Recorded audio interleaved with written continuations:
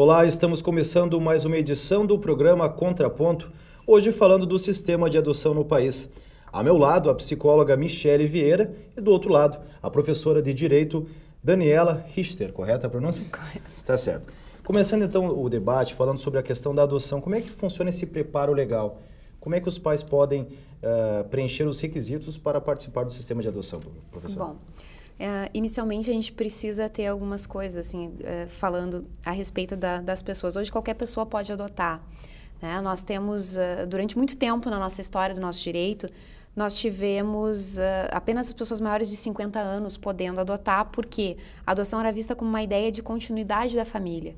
Hoje não. Hoje nós temos qualquer pessoa capaz, maior de idade, ou seja, que tenha 18 anos, pode adotar. Seja ela solteira, casada, divorciada, independentemente do estado civil.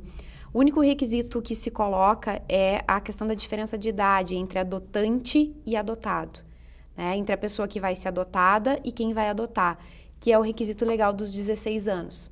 Nós temos que ter uma necessidade de 16 anos. Então, se a pessoa, aos 18 anos, quer adotar alguém, ela só vai poder adotar uma criança recém-nascida, com até 2 anos. Né? Um lapso temporal que é necessário e é um requisito legal. Para que a gente fale, né, sobre essa questão da adoção, é necessário que a gente, para uma criança estar apta para adoção, ela precisa estar sem o poder familiar. Né? O poder familiar é o poder que os pais têm sobre os filhos, de cuidar dos filhos. A gente fala em tríplice assistência, né? Assistência material, educacional e o cuidado que se tem em relação a eles. Então, dentro desse poder familiar, né, que está de acordo com o Estatuto da Criança e Adolescente, o próprio Código Civil, os pais têm esse dever de guarda e responsabilidade sobre os filhos. Então, por uma criança ser adotada, ele não pode ter um pai. Né? Ele tem que ter sido destituído. O pai tem que ter quisto entregar a criança para adoção, ele tem que abrir mão desse poder familiar, ou ele pode ter sido punido, porque ele não cumpriu com seus requisitos legais. Ele não cumpriu de forma adequada, foi negligente, foi imprudente, teve alguma situação de agressão, de violência. Então, ele acaba sendo punido, ele pode vir a perder esse poder familiar, e aí a criança vai ser encaminhada para adoção. Acho que é importante colocar que a adoção ela é uma das formas de colocação em família substituta. Nós temos outras, e a adoção é a última delas. A adoção é a medida mais extrema. Nós começamos por uma guarda, que é mais básica, mais prévia nesse sentido, que é provisória, e nós depois podemos ter também uma tutela. Né? E a última delas é a adoção, porque a adoção ela é irrevogável. Né? Uma vez estabelecida, não tens mais como devolver a criança se o casal não se adaptar. Para isso existe um processo prévio de preparação, onde vai haver exatamente a questão do estágio de convivência, onde essa adaptabilidade vai ser verificada na prática. Então, não existe a possibilidade. Uma vez, como a gente chama, né, transitado em julgado com a sentença, passar todos os prazos, não tem como devolver a criança, não tem como desconstituir isso. É uma sentença que torna ela irrevogável. Nós temos alguns critérios em relação a quem pode adotar. Né? Hoje a gente tem, a nova lei da adoção trouxe uma série de questões e, em especial, ela trouxe a questão de que o brasileiro tem preferência. Né? A adoção internacional é a última medida. Então, nós passamos por um contexto do brasileiro. Após se tenta colocar, né, se ninguém no Brasil conseguir ou estar adequado ao perfil da criança, porque esse é um grande problema hoje, né, o perfil, a gente tem nos abrigos, nas instituições de acolhimento familiar, muitas crianças à disposição, mas não se fecha com o perfil desejado pelos pais, porque a grande parte dos pais, eles preferem recém-nascidos, e além disso, normalmente meninas, né, com o olho claro, com a pele clara. Então, uma série de requisitos que os pais eles podem preencher na hora que eles se candidatam à adoção. E isso faz com que não se feche uma matemática exata entre as crianças que estão à disposição e aquelas que estão aptas para adoção. Então, se não houver no Brasil ninguém adequado a esse contexto, a gente passa para uma adoção internacional.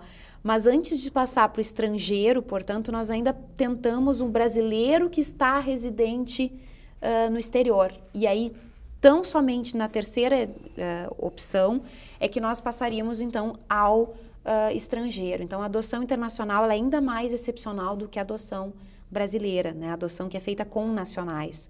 Então, esse seria um ponto específico. A gente tem situações, então, também em que se pode colocar algumas circunstâncias específicas. Por exemplo, nós temos hoje 2 tipos de adoções, né? A gente passa por uma adoção que pode ser dentro do Código Civil ou dentro do Estatuto da Criança e Adolescente, deixando de uma forma mais clara, né, para que todo mundo entenda. A gente tem adoção de maior e de menor de idade. Essa é a ideia das adoções hoje.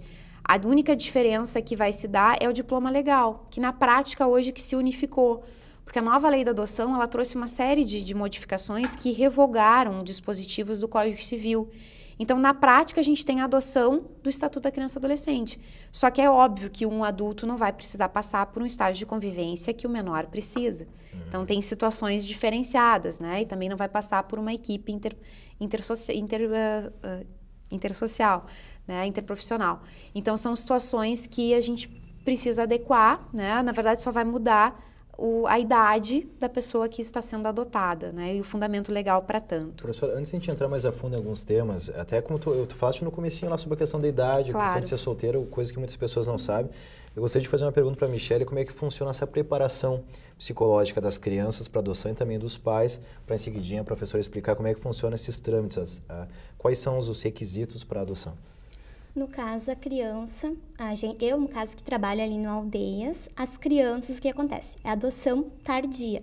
Crianças acima de 5 anos e até a idade entre 18 anos. Explica só para as pessoas entenderem o que é a Aldeia, Aldeias SOS, explica como é que funciona o trabalho lá. O Aldeias Infantis SOS é uma organização a nível mundial que funciona em 132 países. E o que ela faz? Ela trabalha, acolhe crianças em vulnerabilidade social. No caso, então, o trabalho que a gente faz, tem trabalho de adoção também dessas crianças. O que acontece, então? É um pouco complicado muitas vezes, porque a criança ela precisa se reaproximar aos poucos, no caso dos padrinhos afetivos. O que seriam os padrinhos afetivos? Seriam, então, pessoas que possuem interesse em adotar essas crianças. Daí a gente faz a visita domiciliar desses padrinhos e a gente vê se essas pessoas, no caso, estariam em condições psicológicas em adotar uma criança, né? Como é que funciona essa avaliação? Como é que vocês trabalham? Porque tem que trabalhar a criança, que vai ter um novo ambiente na sua volta. E como é que vocês percebem essa questão dos padrinhos ou os novos pais que estão dispostos a adotar? Esses padrinhos, eles entram em contato com a gente, no caso, pessoas que teriam interesse em adotar.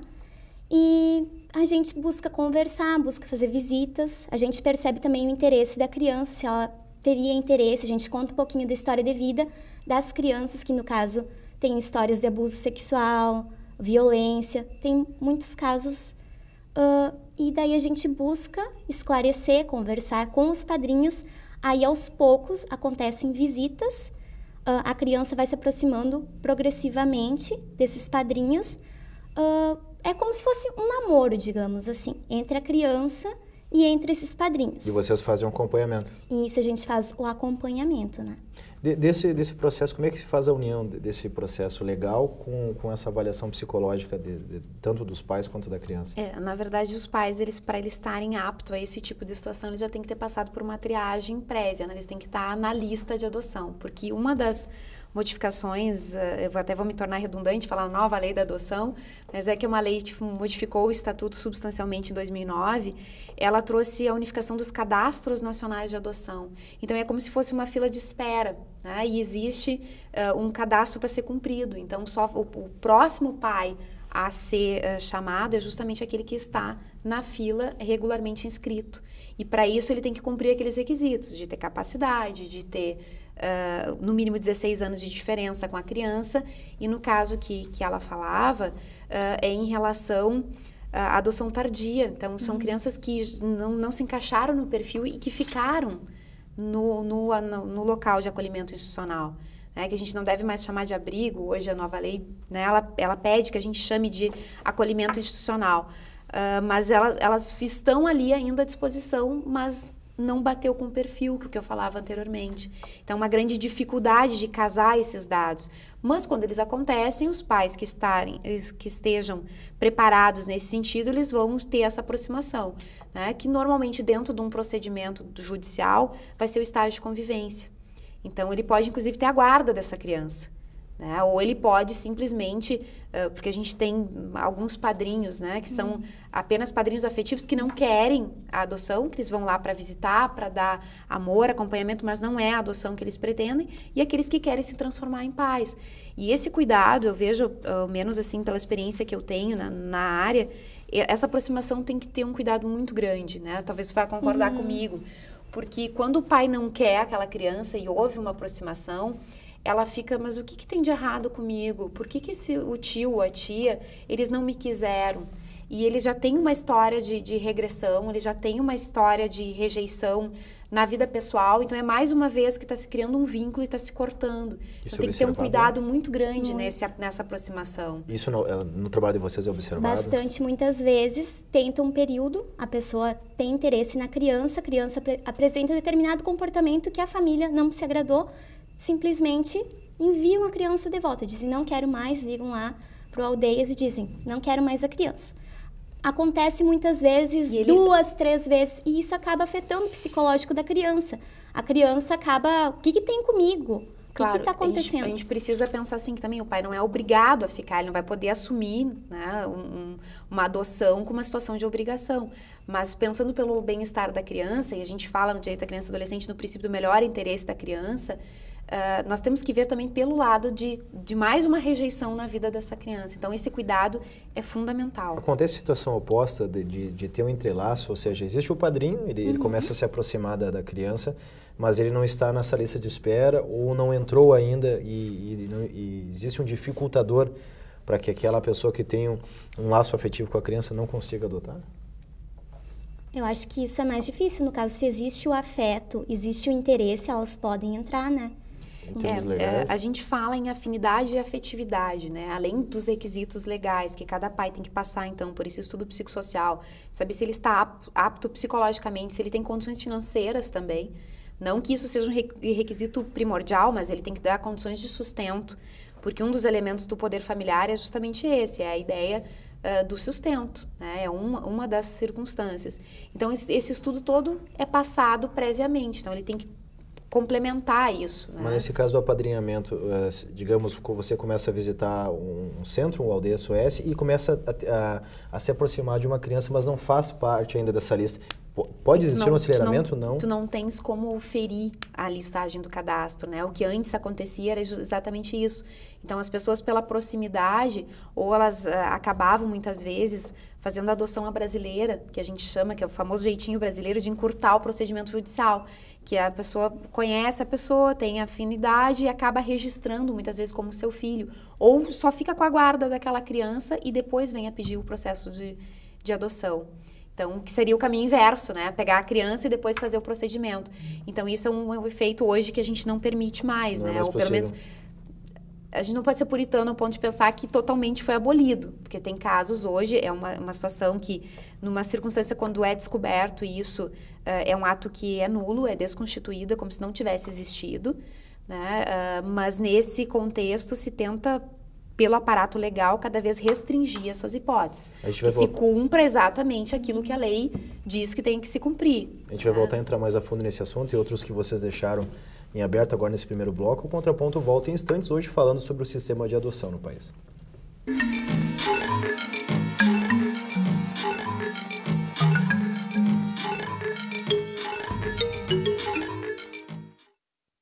Pedrinho é uma criança especial, que enfrenta dificuldades diariamente. Para passar por tudo isso, conta com seus fiéis amiguinhos escudeiros, que o ajudam a vencer cada obstáculo. Sem eles, Pedrinho nunca conseguiria enfrentar o temível dragão, que impede que todos levem uma vida feliz no castelo. Para quem enfrenta um dragão por dia, uma mão amiga sempre é bem-vinda. Por isso, Pedrinho precisa da sua ajuda também. Contribua com a Escola Antônio Francisco Lisboa e transforme a vida de vários Pedrinhos.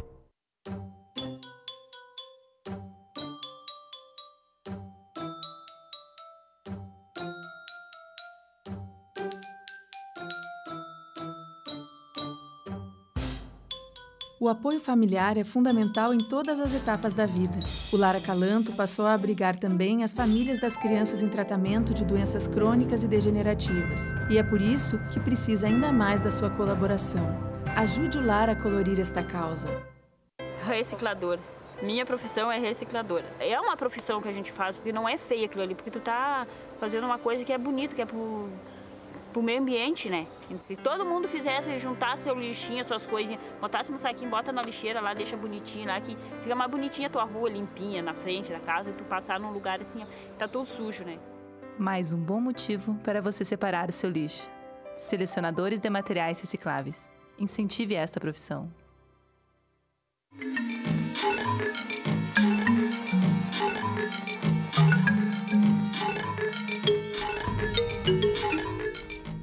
Voltamos com o programa Contraponto, hoje falando sobre o sistema de adoção no país, com a psicóloga Michele Vieira de Oliveira e também a professora de Direito Daniela Richter.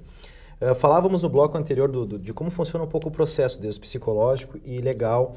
E voltando a falar da questão dos pré-requisitos, como é que funciona a listagem? Um casal que é... Aliás, não precisa nem ser mais um casal, né? Não precisa nem ser um Isso casal. que me surpreendeu no primeiro bloco. Como é que funciona a pessoa inclusive, te interrompendo, mas inclusive se no curso do casamento, né, eles entraram, o casal fez um pedido de adoção conjunta e eles vieram a se separar, porque o procedimento é demorado, a gente sabe, né, para conseguir a adoção. Então, se eles vieram a se separar mesmo nessa situação, eles conseguem a adoção conjunta. Claro que se tiver acordo em relação à guarda, algumas questões de visitas, tem que ter um certo convívio entre eles, né? Entre a pessoa que estava sendo adotada e essa questão do casal. Mas até mesmo nessa situação pode haver adoção. E como que funciona, então, esse cadastro? Tu falaste que tem uma lista, todo um acompanhamento, mas para as pessoas entenderem em casa, a pessoa que tem o interesse em adotar uma criança, para saber até mesmo como é que funciona. O passo a passo, como é que funciona esse cadastro? Ela precisa se dirigir ao fórum, né? Nós vamos ter lá um cadastro onde as pessoas são interessadas em adotar e lá ela vai poder escolher idade, cor, né? O cadastro é exatamente isso, como se fosse comprar uma coisa, um objeto e que tu imagina o ser perfeito. Né? Então, tu vai distribuir séries de requisitos. E aí, a partir disso, é uma lista, é um cadastro único, onde nós temos, portanto, né, o acesso em relação à criança que está disponível. O primeiro da fila vai ser dentro daquele perfil que foi escolhido, vai ser o pai escolhido para aquela circunstância. Pode ser o pai ou os pais serem chamados e eles não quererem, né? Como também eles podem ser consultados, por exemplo, eles queriam uma menina de até 2 anos e tem um menino de até 2 anos. Como eles são no primeiro lugar da fila deste cadastro, eles podem ser consultados sobre o fato de que existe um menino. E aí a escolha é deles. E muitas vezes acaba dando certo. Os pais se comovem ou se emocionam com a situação de vida ou de abandono daquela criança e eles acabam aceitando. Então, é um fato bem... Mas, além desse cadastro, onde a pessoa coloca seus dados, obviamente, o que ela imagina das características da criança, como é que funciona o acompanhamento legal? O que esse casal ou pessoa, já que solteira pode também adotar, como é que funciona essa avaliação jurídica? Ou seja, a pessoa tem um antecedente criminal, por exemplo, é colocada... Ela vai, na verdade, passar por uma triagem, né? Que é o estudo psicossocial que nós chamamos. Então, nesse sentido, vai ser outros profissionais, inclusive psicólogos, né, que vão avaliar as condições daquele casal. Porque muitas vezes as pessoas, vamos dar um exemplo, assim, um casal que perdeu um filho biológico, ele vai para adoção tentando buscar naquela criança adotiva a substituição daquela criança que ele perdeu. E isso os psicólogos normalmente têm entendido como um fato que não é recomendável, porque a adoção não é a substituição de uma criança pela outra, ela tem que ser um ato de amor, entrega total, incondicional.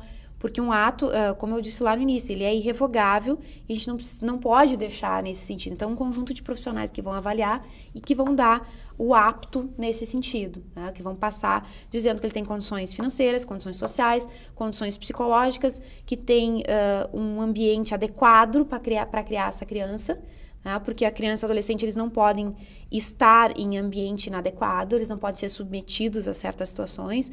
Então, tem uma série de requisitos que, de acordo com o Estatuto da Criança e Adolescente, são colocados e analisados por esses profissionais nessa triagem. É preciso ter 16 anos de diferença entre a criança adotada quem vai adotar e a criança que vai ser adotada, criança ou adolescente. Renda mínima, existe algum critério? Não, na verdade, o critério econômico não pode ser um diferenciador, né? Pelo contrário, ele tem que ser o suficiente para que se dê as condições básicas para toda criança ou adolescente. Dentro desse processo psicológico, como é que funciona essa preparação dos pais? Como é que se avalia esse procedimento depois de feito o cadastro, durante essa triagem, para ver se os pais têm condições de adotar uma criança? Como é que funciona essa avaliação?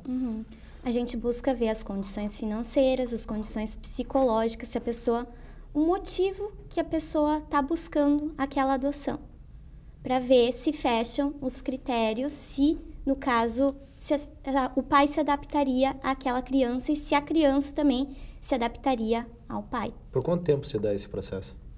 O processo não tem prazo definido. É um namoro entre eles e eles vão, com o tempo, descobrindo isso. A peculiaridade do caso, o juiz vai fixar, na verdade, de acordo com a necessidade do caso. Se for uma criança recém-nascida, né, a adaptação, o tempo de adaptação é menor.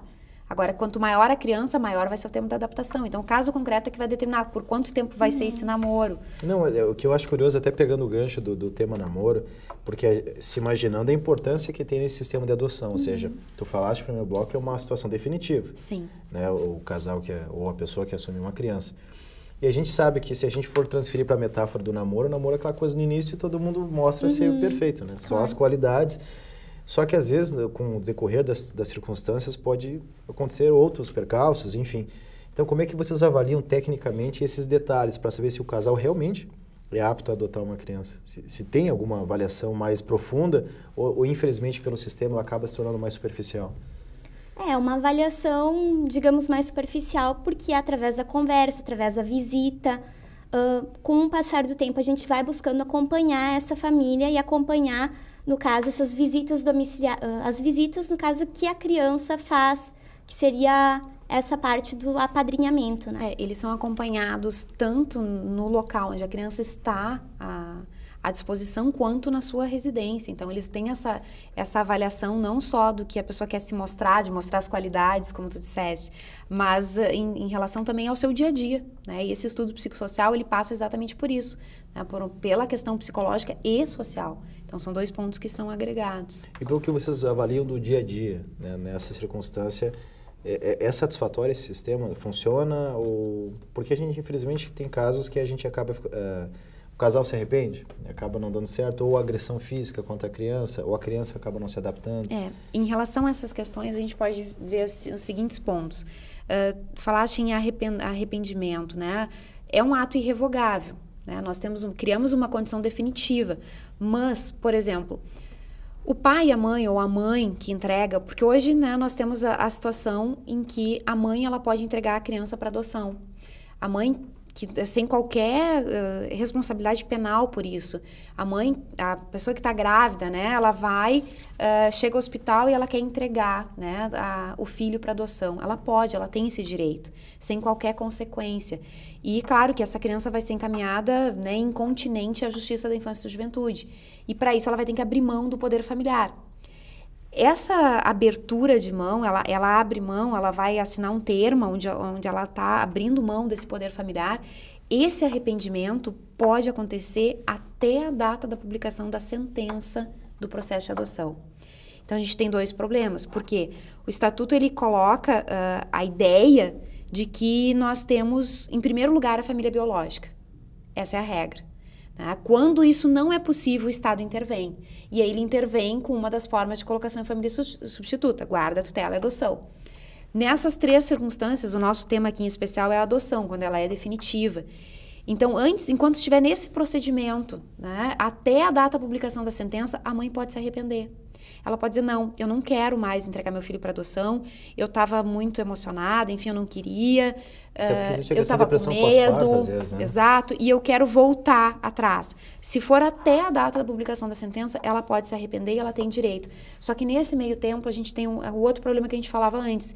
Nesse meio tempo pode ser passado 1 ano, 2 anos. Essa criança pode já estar incluída ou estar adaptada a um outro casal, a uma outra família, e pode gerar um novo laço de quebra, né, em relação a essa questão da rejeição. Então, a questão é a sentença. Após a sentença... Após a publicação da sentença, não tem mais como trocar, como se arrepender. Até a data da publicação da sentença, a mãe biológica, nesse caso, nesse sentido de que ela vai entregar para adoção, a mãe solteira, vamos dizer assim, que queira entregar seu filho, ela pode se arrepender. Após esse período, ela não tem mais como fazer isso. tanto a questão do arrependimento de quem quer ceder a criança para adoção, quanto quem adota a criança. Após a sentença, não tem... durante o curso do processo, né?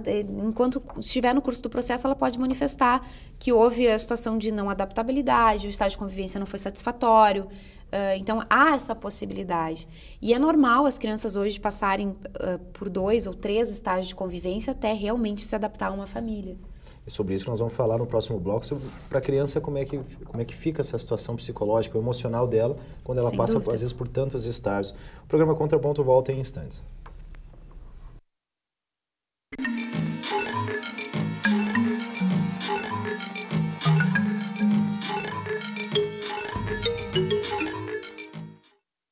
Oi, você já me conhece, eu sou a Clara. Já imaginou chegar na faculdade morrendo de sede e não ter água para beber? Ou chegar em casa louco por um banho e não poder tomar? Aposto que não seria legal. Água, para não acabar, devemos poupar. Sonho.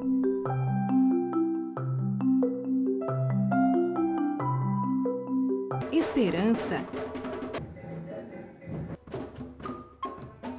Realização.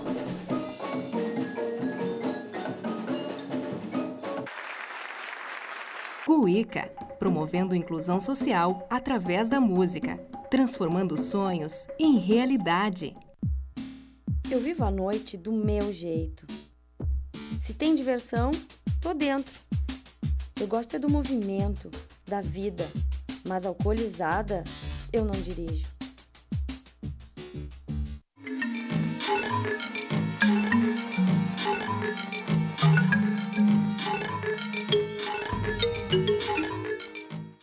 Voltamos com o programa Contraponto, último bloco, falando hoje sobre o sistema de adoção no país, com a psicóloga Michele Vieira Oliveira e também com a professora Daniela Richter.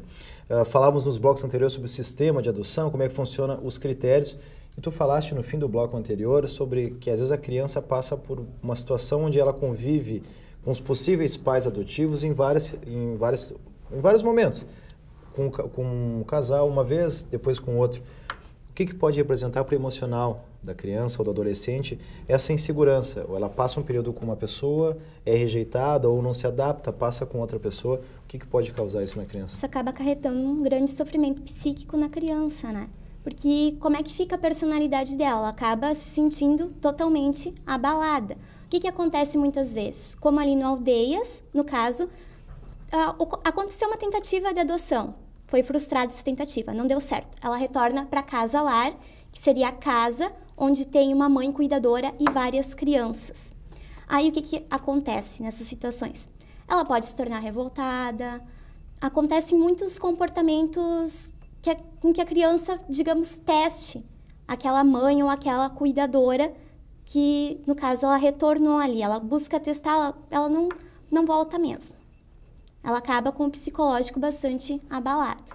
Ainda dentro desse processo de adoção, claro que quando a criança, no caso a Aldeia SOS, que a partir dos 5 anos de idade, elas já têm uma noção de como que funciona. Tu falaste a partir dos 5, né?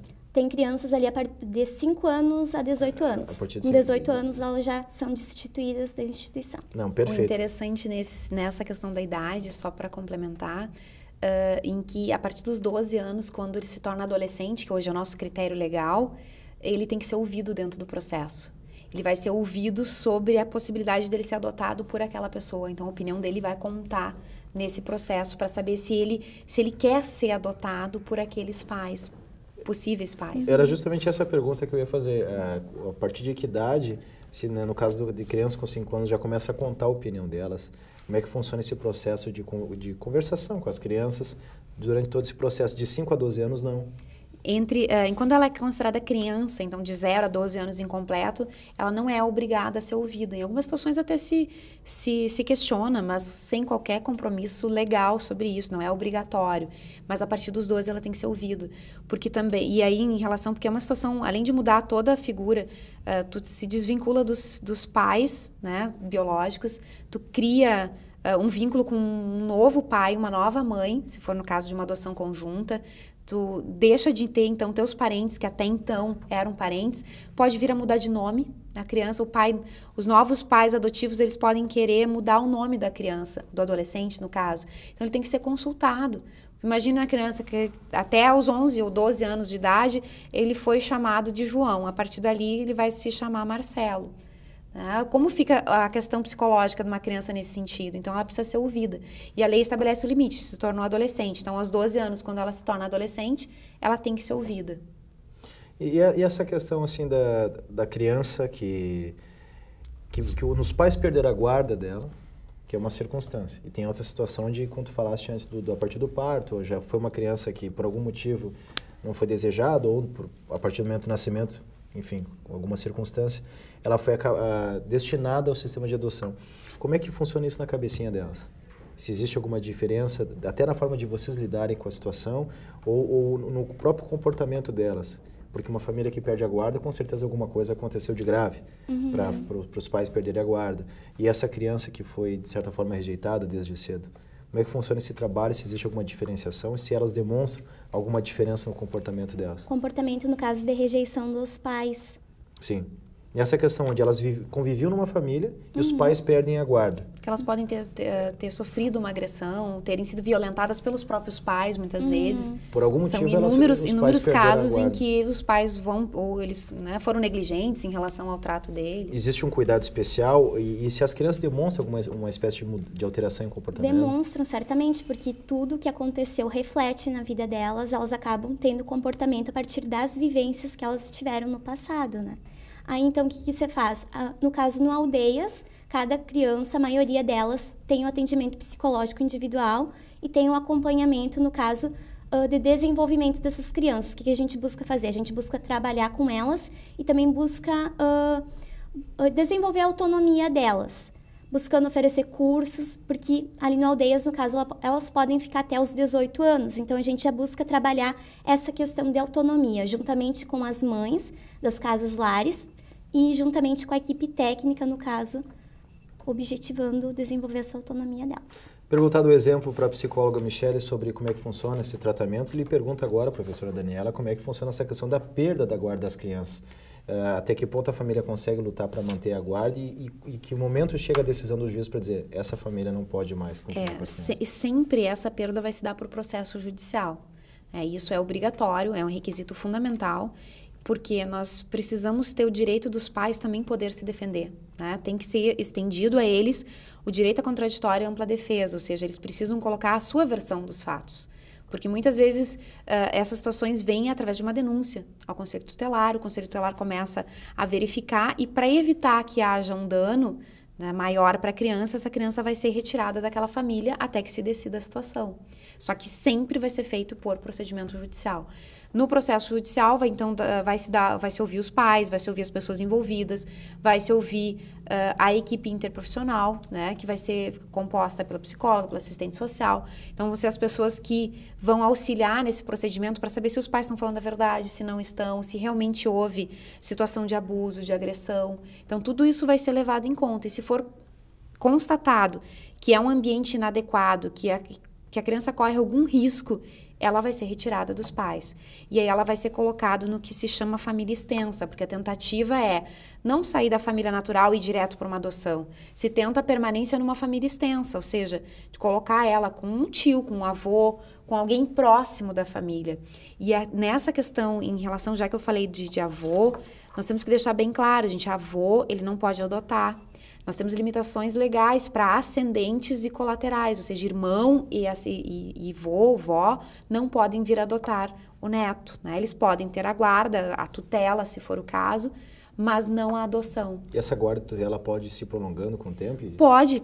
Apesar dela ser provisória, como eu dizia nos blocos anteriores, ela pode ser, inclusive, definitiva na prática, porque o avô ele não quer a guarda, ele quer para outro motivo, ele quer a guarda porque o pai da criança está impossibilitado de cuidar. O caso do pai que foi preso, por exemplo, ele está impossibilitado de cuidar daquela criança. Ele tem que ter alguém responsável por ela. Enquanto ele tiver a sentença condenatória e estiver cumprindo pena, ele vai ter que ter alguém que faça isso. Então, pode ser, inclusive, o avô. Essa guarda pode ser renovada, então? Pode ser renovada até a criança completar a maioridade. E dentro dessa questão da perda da guarda, da mesma forma da adoção, no momento da publicação da sentença, a família não pode mais recorrer? A questão da guarda, passados os prazos, não tem mais essa questão. Essa questão relativa ao prazo da publicação da sentença é para o arrependimento da perda do poder familiar, quando ele é voluntário. Porque nessa situação, ele é voluntário. Quando ele é imposto pelo Estado, quando o juiz tem que intervir, aí é diferente a situação, que daí não tens opção, né? É uma penalidade para aquele pai perder a guarda naquele sentido. Não há recurso. Daí não... Dentro dos prazos processuais, a gente tem os recursos possíveis, mas uma vez ultrapassado os prazos para tanto, não tem o que fazer. Final. E a maioria, como é que funciona as crianças que vocês têm? Quantas crianças vocês trabalham hoje na Aldeia SOS? Né? Hoje são, no total, 37, com mais 6 crianças com necessidades especiais. E como é que funciona? Vocês têm conhecimento de algumas histórias parecidas como essa que a professora falou, de algum problema de a família perdeu a guarda e as crianças chegaram até vocês?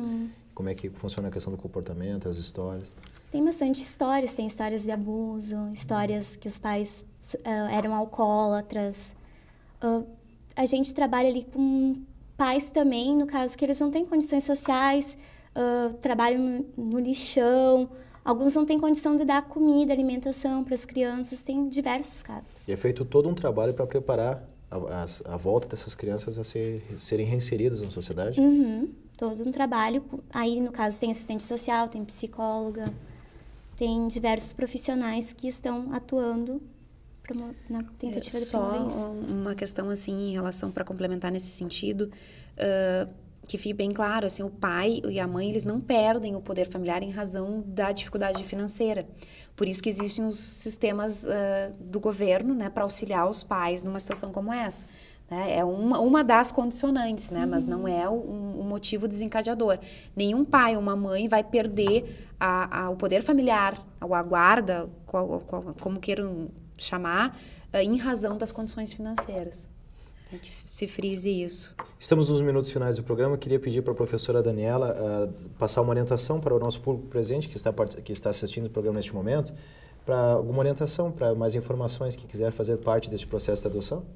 Na verdade, assim, eu acho que o maior pedido que eu posso fazer é que as pessoas que querem adotar, de que elas não fechem o seu cadastro, né? De que elas não fechem um perfil, porque às vezes existem inúmeras vantagens na adoção tardia, de uma adoção com uma criança, um adolescente que já não se enquadra naquele perfil, né? Que cada uma das situações é peculiar, a gente sabe sobre as dificuldades que a família tem, mas que principalmente eles não fechem o cadastro em recém-nascido, porque esse não é o perfil de crianças que estão à disposição nos abrigos.